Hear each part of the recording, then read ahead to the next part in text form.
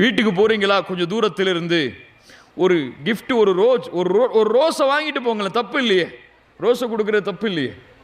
ரோஸை கொடுத்து உன்னை நான் நேசிக்கிறமா, அல்ல நம்மளுடைய நேசத்தை அதிகப்படுத்திட்டு சொல்ற தப்பு இல்லையே.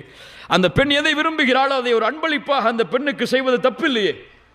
இப்படி அன்பும் பாசமும் காதலாக அந்த குடும்பத்தில் வெளிப்படுத்தப்பட்டால் நிரந்தரமாக அந்த அன்பு அமையும். அப்துல்லா இப்னு மஸ்ஊத் ரலியல்லாஹு அன்ஹு தங்கள் மனைவியை அதிகமாக நேசித்த நபித்தோழர்களில் ஒருவர்.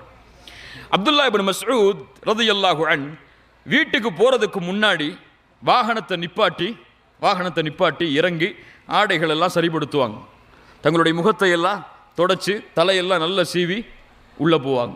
சில சஹாபாக்கள் அதை பார்த்து சிரித்தார்கள். அப்துல்லா இப்னு மஸ்ஊத், என்ன செய்கிறாய்? போது சொன்னார்கள், எனக்காக அலங்கரித்து என்னுடைய மனைவி வீட்டிலே இருக்கும் பொழுது அவளுக்காக நான் அலங்கரிக்க கூடாதா? பல பேர் கேட்பாங்க, அதெல்லாம் அந்த காலத்து மனைவி, சஹாபிய பெண்களை சொல்றீங்க, இந்த காலத்திலாம் அப்படி இல்லைன்னு சொல்லக்கூடாது. இப்போ எங்களுடைய மனைவிமார்கள் எங்களுக்காக அலங்கரித்திருக்கும் பொழுது நாங்கள் அவர்களுக்காக அலங்கரிக்க கூடாதா என்று அப்துல்லா இப்னு மஸ்ஊத் ரலியல்லாஹு அன்ஹுமா தன்னை அலங்கரித்து சொல்வார்கள்.